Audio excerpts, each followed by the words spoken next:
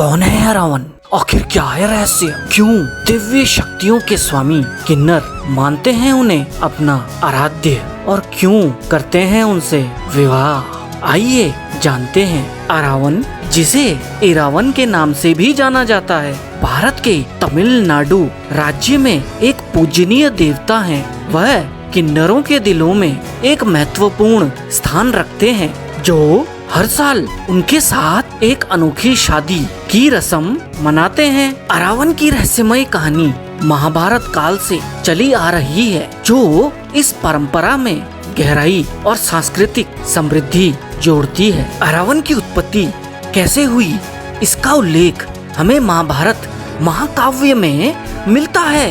पांडव भाइयों में से एक धनुधारी अर्जुन एक बार अनजाने में पत्नी द्रौपदी की विवाह शर्तों का उल्लंघन कर देते हैं, तो इसके कारण उन्हें इंद्रप्रस्थ से निर्वासित होना पड़ता है और अर्जुन एक साल की तीर्थ यात्रा पर निकल पड़ते हैं। अपनी यात्रा के दौरान उनका सामना एक नाग राजकुमारी उल्लूपी से होता है, जो विधवा हो चुकी थी। देखते ही देखते धनुधारी अर्जुन और राजकुमारी उल्लूपी के बीच प्रेम पनपने लगता है और फिर दोनों विवाह बंधन में बंध जाते हैं। उस विवाह के फलस्वरूप एक शक्तिशाली पुत्र का जन्म होता है, जिसका नाम अरावन रखा गया है। अरावन, जिसे उनकी माँ ने नागलोक में पाला था, बाद में वयस्क होने पर अपने पिता की तलाश शुरू करते हैं। वह अपने पिता को ढूंढते हुए कुरुक्षेत्र में पांडवों से मिलते हैं, जहां महान महाभारत का युद्ध चल रहा था। अर्जुन अपने शक्तिशाली पुत्र को अपने समक्ष पाते ही भाव विभोर हो जाते हैं और उन्हें गले से लगा लेते हैं। किंतु कुछ ही समय उपरांत पांडव महाभारत के युद्ध को जीतने के लिए माँ काली की उपासना करने में तल्लीन हो जाते हैं और आशीर्वाद को पाने के लिए पांडवों को देवी काली के लिए मानव बलि चढ़ानी थी, और वो भी ऐसी कि जो स्वयं अपनी इच्छा से अपना शीश काट कर दे दे।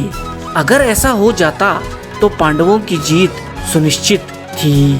अब इस महाबलिदान के लिए जब कोई राजकुमार आगे नहीं बढ़ता है, तो अर्जुन उल्लूपी पुत्र अरावन निस्वार्थ भाव से खुद को बलि के लिए प्रस्तुत कर देते हैं, लेकिन वह एक शर्त रखते हैं कि वह अविवाहित रहकर बलिदान नहीं देना चाहते। यह स्थिति एक अनसुलझी चुनौती बन गई थी, क्योंकि समस्त सृष्टि में कोई भी ऐसा राजा नहीं मिला था जो अपनी पुत्री का विवाह अरावन से करवा दे, क्योंकि सब जानते थे कि विवाह के उपरांत अरावन तुरंत अपनी स्वयं की बलि दे देंगे। अब इस विकट स्थिति से पार पाने के लिए भगवान कृष्ण की लीला का प्रखर रूप देखने को मिलता है, जब वह एक महिला अवतार मोहिनी का रूप धारण कर लेते हैं और अरावन से विवाह करते हैं। अब विवाह होने के कुछ समय पश्चात ही प्रसन्न अरावन देवी काली को अपना शीश स्वयं बलि में देकर अपनी प्रतिबद्धता पूरी करते हैं।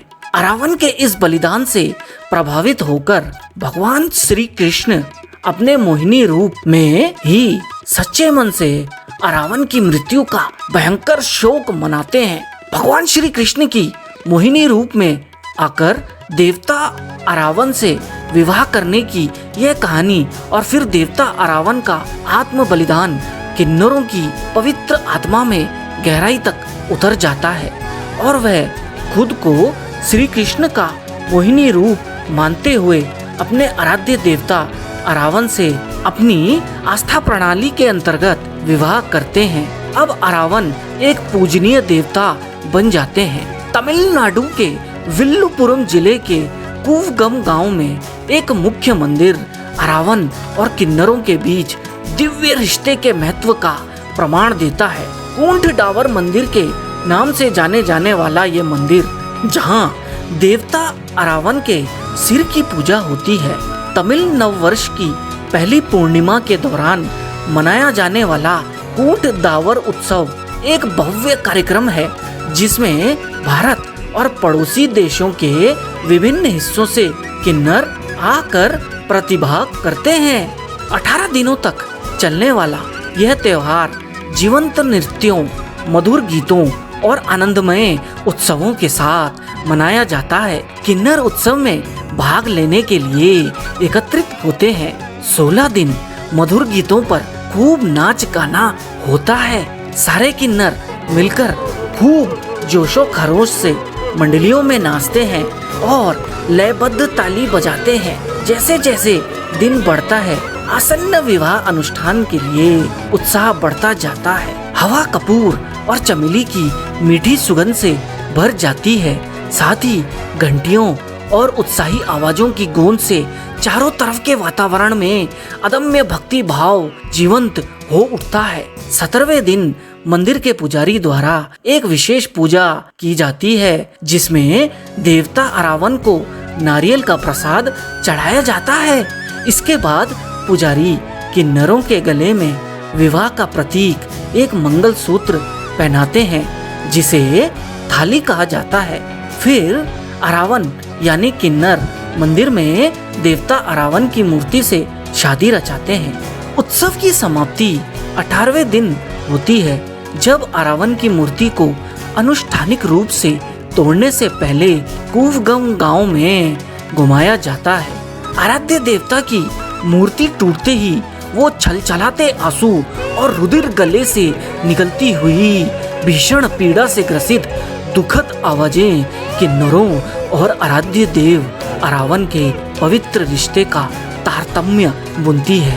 अब सभी प्रतिभागी किन्नर अपनी दुल्हन की पोशाक को उतार देते हैं, अपने सुहाग की निशानी मंगलसूत्र को तोड़ देते हैं और साथ ही चेहरे पर किए गए श्रृंगार को भी मिटा देते हैं। अब वह साधारण सफेद कपड़ों में लौट आते हैं और दुखद हृदय से छाती पीट पीट कर अपना दुख व्यक्त करते हैं। यह मार्मिक दृश्य वहां खड़े दर्शकों की आत्माओं को अंदर से भयानक रूप से झकझोर देता है, जो अनुष्ठान के गहन महत्व को दर्शाती है।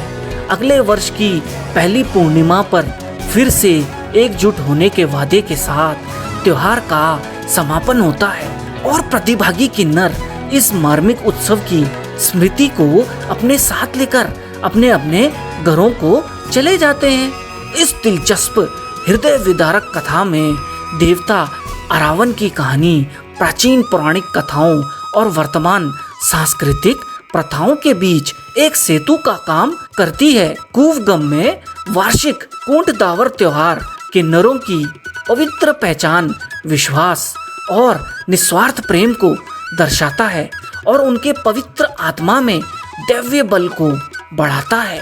अरावन की कहानी हमें आत्म बलिदान, स्वीकृति और सांस्कृतिक परंपराओं की स्थायी शक्ति का मूल्य सिखाती है। तो मित्रगणों, यह था रहस्य देवता अरावन के साथ दिव्य किन्नरों का पवित्र बंधन और श्री कृष्ण की मोहिनी रूपी लीला का रहस्यमयी सार।